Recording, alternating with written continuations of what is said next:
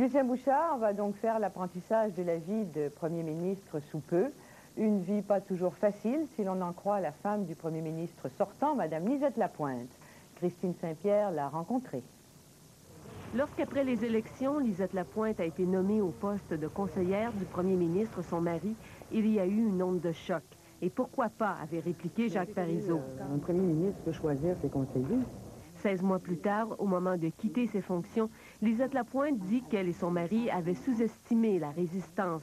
Et de toute son expérience, c'est ce qui a été le plus pénible.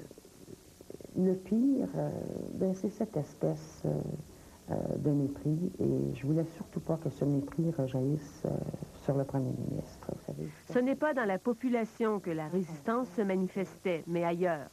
Mais dans certains milieux, puis vous savez, le monde de la politique, c'est un monde, comment dire, c'est une mer d'orteils très sensible. Alors, peut-être que certains ont senti que ça dérangeait.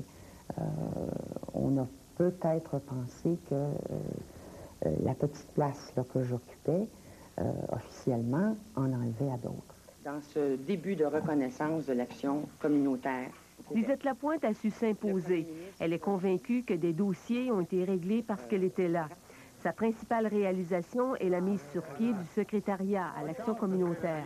Elle refuse cependant de continuer sa carrière politique et de se présenter dans le comté de l'Assomption, comme le lui ont demandé plusieurs électeurs. Pour l'instant, je pense que c'est sage de prendre un recul. Vous savez, on devient très intoxiqué.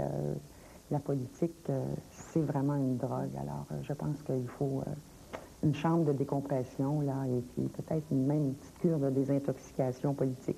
Redevenue simple citoyenne, elle s'occupera de son fils Hugo, qui a été victime d'un accident de la route et d'un chauffeur en état d'ébriété. Elle veut contester la loi de l'assurance automobile du Québec pour que dans ces cas, la clause du no fault ne s'applique pas. C'est très difficile, mais maintenant, là, je vais me sentir les mains libres et je vais absolument continuer. Je vais reprendre d'autres flambeaux, c'est certain. Mais elle confie aussi qu'elle reviendra peut-être un jour à la politique parce qu'elle a bel et bien la piqûre. Christine Saint-Pierre, à Québec.